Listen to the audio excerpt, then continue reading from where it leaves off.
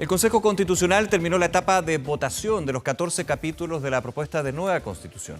Ahora viene otra etapa, la revisión de la Comisión Experta. Para hablar de este tema, el contexto, las implicancias, también estamos con el consejero constitucional del Partido Republicano, Luis Silva.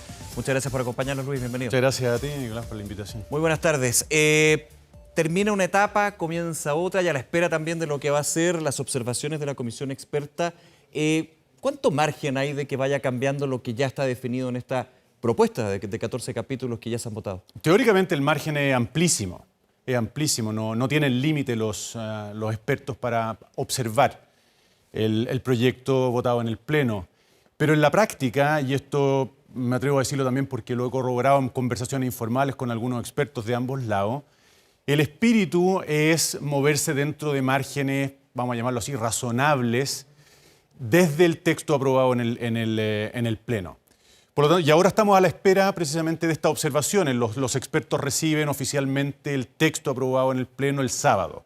Y de allí comienza un plazo de 5 días corridos para hacer las observaciones que se devuelven al Consejo. Bien acotado. Bueno, ha sido todo un proceso bien acotado, digamos. Muy estresante, sí, muy acotado en el tiempo. Y ahora, claro, se abre una fase que es el mes final. Si nos queda prácticamente un mes, porque el 6 de noviembre es la última votación. El 7 de noviembre ya se le tiene que entregar el proyecto al presidente de la República para que llame a plebiscito. Por lo tanto, los tiempos son así y lo que aquí es una variable que todavía está incierta es si va a haber comisión mixta, al final de...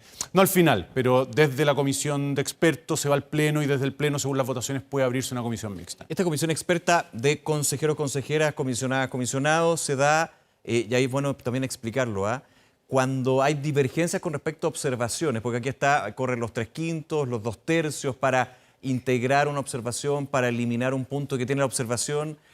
Algo, no voy a decir ataoso, pero sí es parte de la dinámica que de hecho se estableció dentro de las reglas del juego. Sí, de hecho la dinámica en ese sentido es interesante porque las observaciones que hagan los expertos al proyecto aprobado por el Pleno y que vamos a recibir los consejeros de vuelta, para aprobarse, las observaciones para ser aprobadas e incorporadas al texto requieren de 3/5. Así es. En cambio, para rechazarse requieren de 2/3.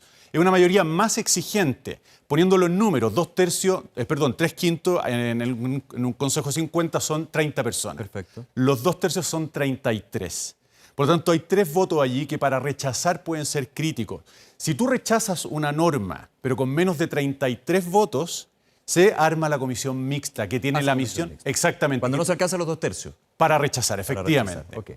Y en la comisión mixta tiene la misión de proponer una solución a ese punto que fue rechazado, pero sin los votos suficientes para mantener intacto el proyecto. Ahora, aquí la pregunta que muchos se hacen es cuánto, y si puede haber de alguna manera un cambio eventualmente en las votaciones, en el criterio de los consejeros y consejeras constitucionales, desde las observaciones que entregará la comisión experta, cuando ya la votación ha dejado claros los puntos, los márgenes con respecto a las normas. Es decir, sería muy difícil que alguien que votó a favor de una norma la vote en contra, digamos, técnicamente, si una observación apuntara a eso.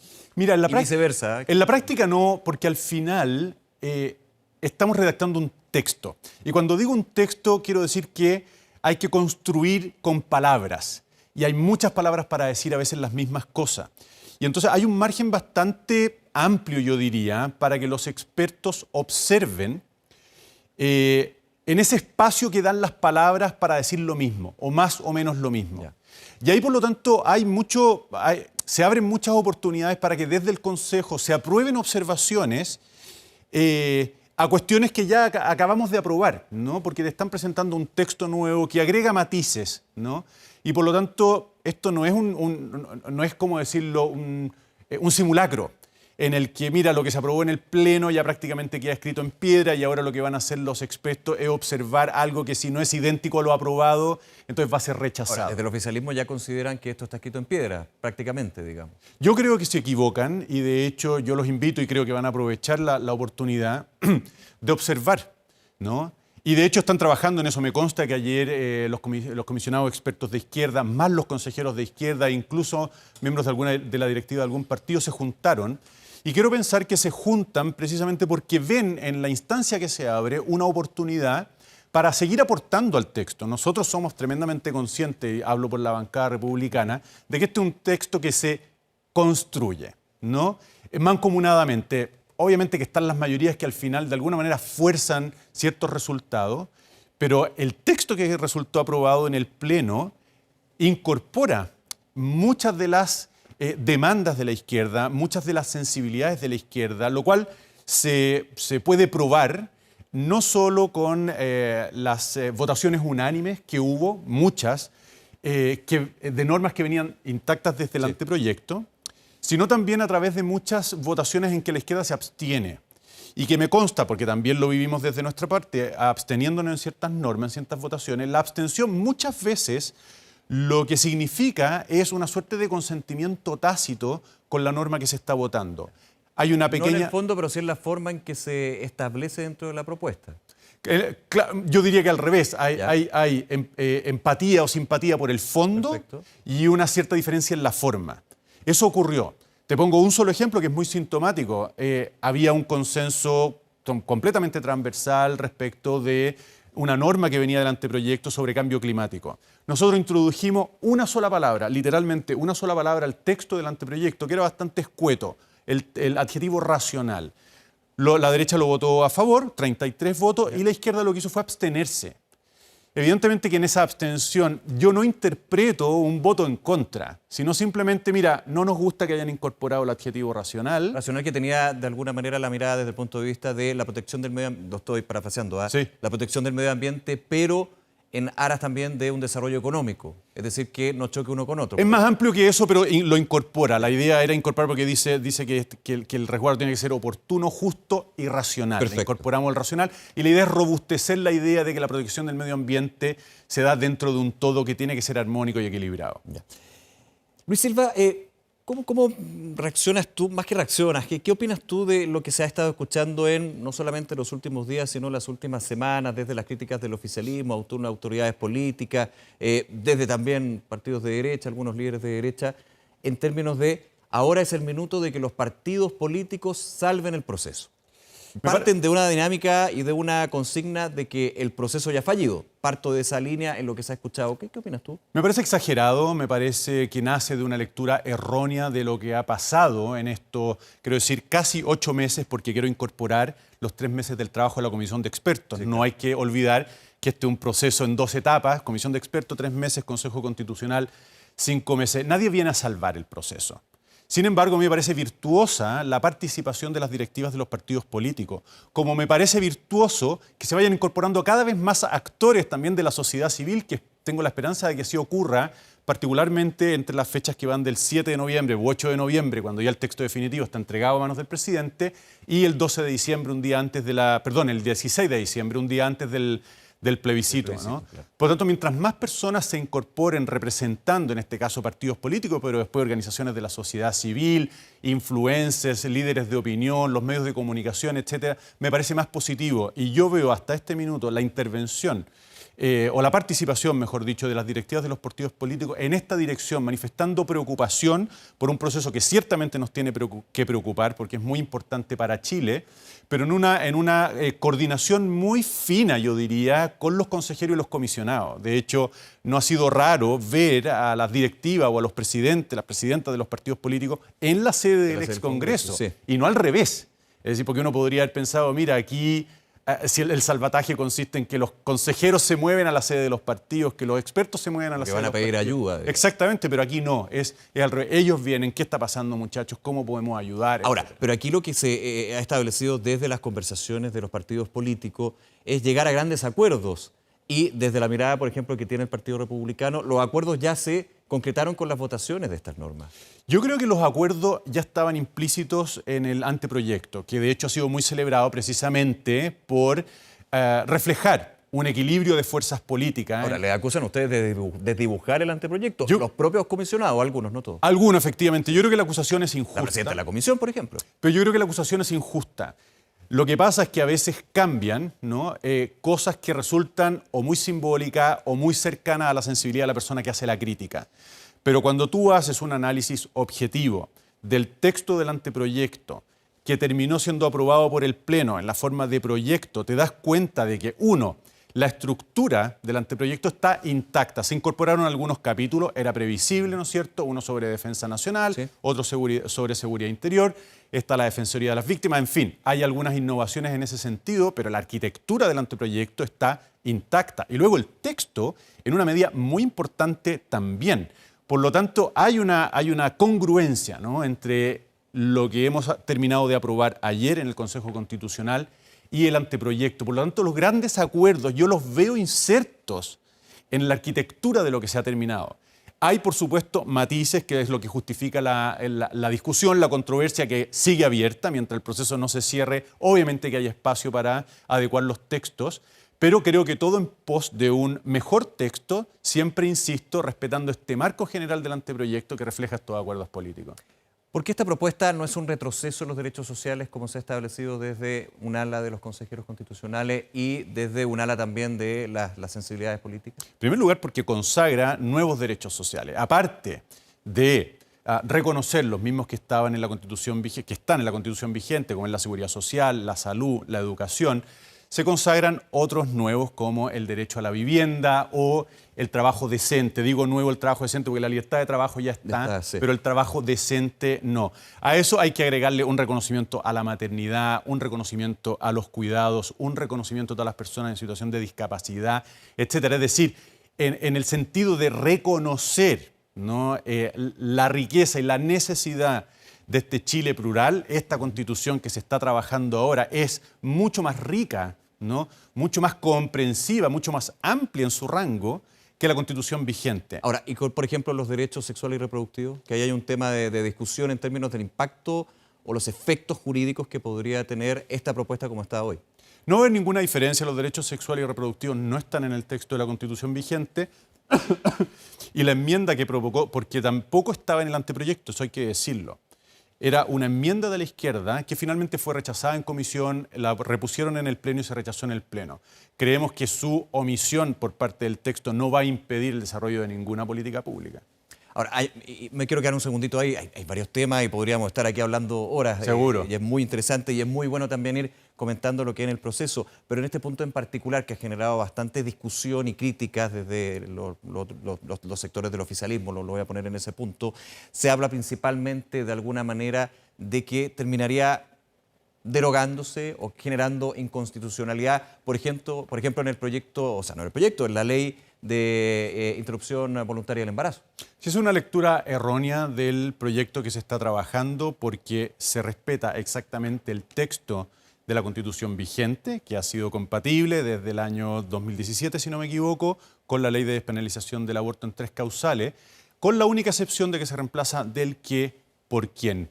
¿Cuál es la razón del cambio? Simplemente reforzar las premisas de la regla general en el ordenamiento chileno. El ordenamiento jurídico chileno tiene como regla general que la vida del que está por nacer se protege. ¿Por qué se protege? Porque es un ser humano. Y eso no cambia nada. La despenalización del aborto en 3 causales, no hay que olvidarlo, son 3 excepciones a la regla general que, como insisto, viene confirmada por el reemplazo del qué por quién. No es más que eso.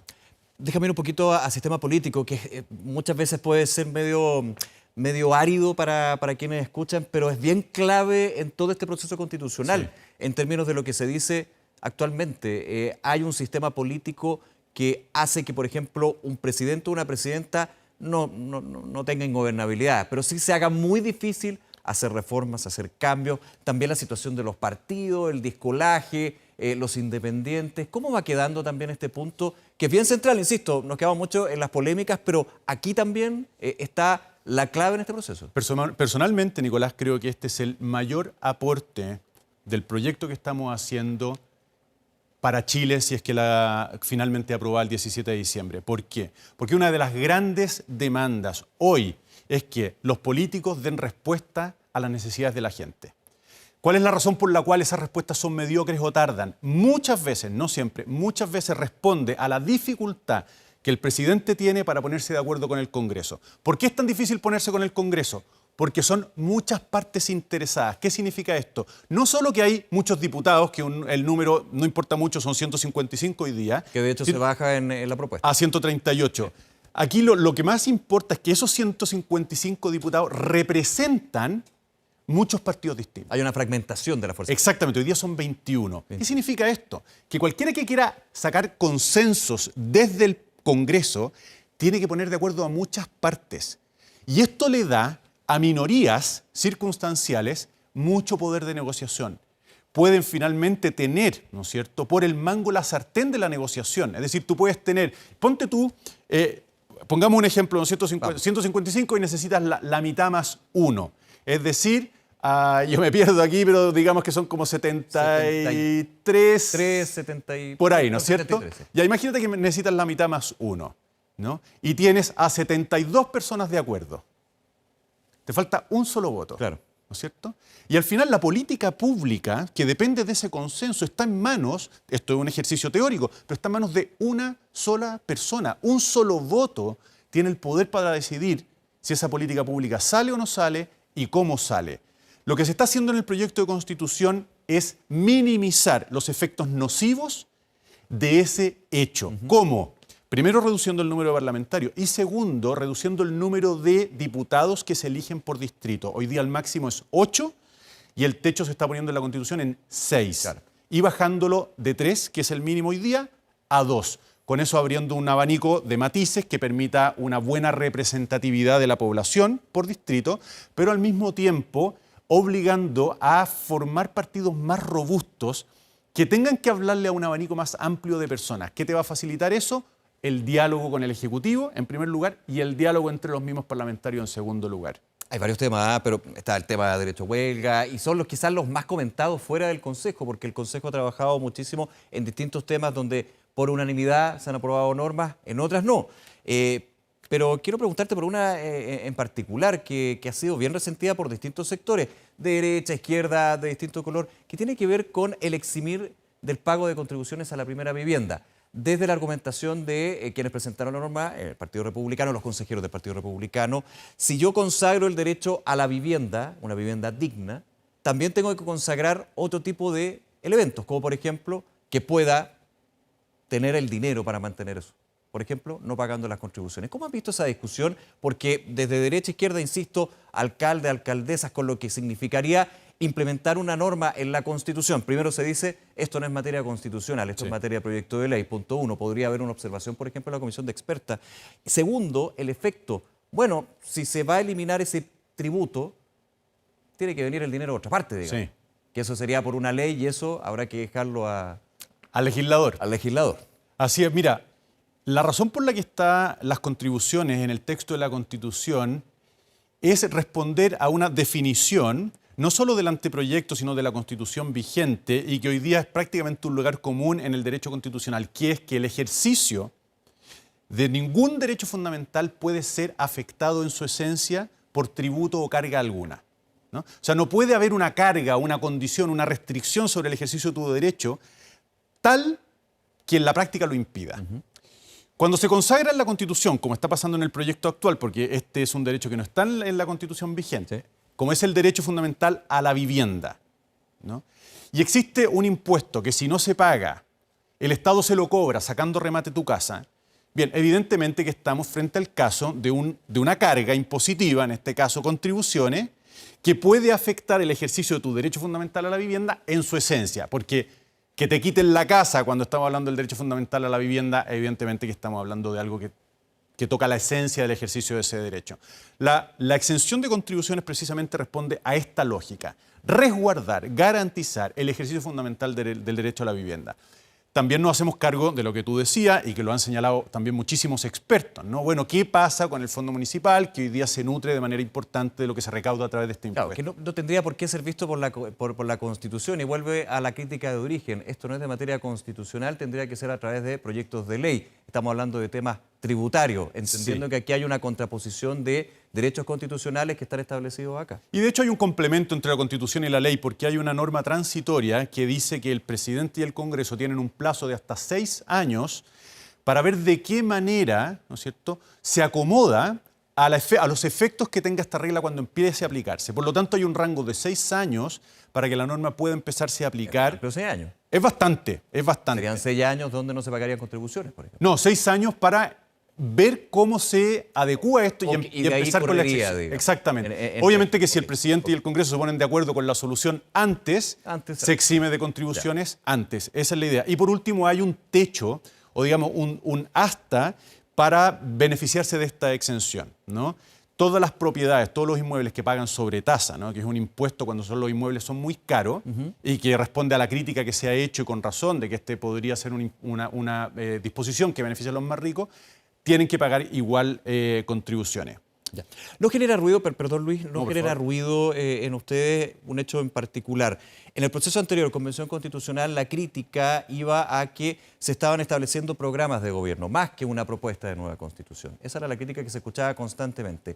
Aquí estamos viendo este elemento en particular, podríamos ver a otros, pero como ejemplo el de las contribuciones, que fue parte del programa de gobierno de José Antonio Kast, candidato presidencial del Partido Republicano. ¿Genera ruido entonces? Porque puede ser una aspiración, puede haber una contravenencia, digamos, entre un principio constitucional o no, pero estaba en el programa de gobierno del candidato del Partido Republicano. Mira, esto no es un programa de gobierno, tiene la aspiración de ser un texto marco para Chile por décadas.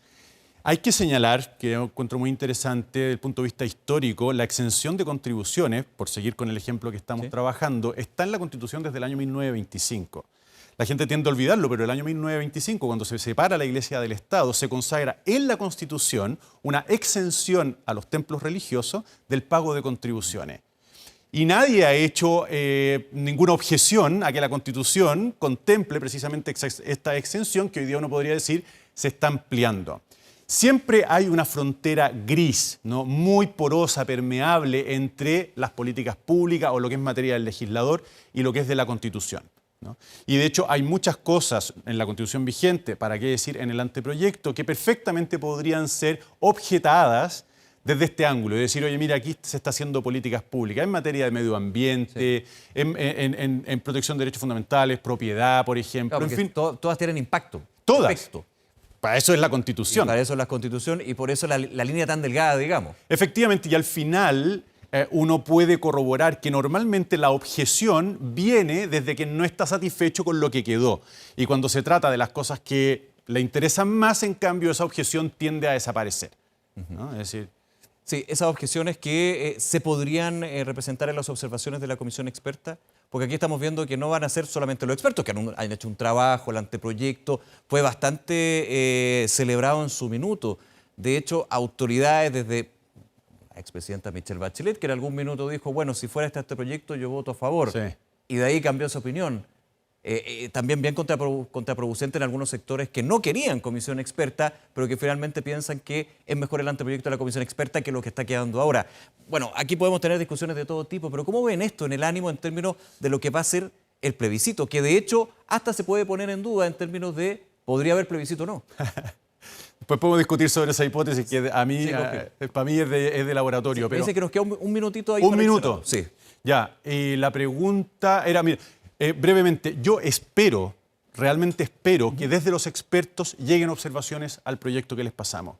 Porque cada una de las etapas de este proceso ha demostrado cumplir con su finalidad, que es la de enriquecer, pulir, mejorar el texto. Y nosotros queremos presentarle a Chile el mejor texto posible para que se apruebe. Así que esa es mi esperanza respecto de los expertos. Y la segunda parte de tu pregunta, perdona, era... No, el tema del plebiscito, pero Ya, lo ustedes han mencionamos. dicho ¿O no que lo va a ir mencionamos? sí o sí. Va sí o sí, la última palabra la tiene que tener la ciudadanía. Luis Silva, muchísimas gracias por acompañarnos. Gracias a ti, Nicolás, Muy un bien, placer. buenas tardes. Igualmente, adiós.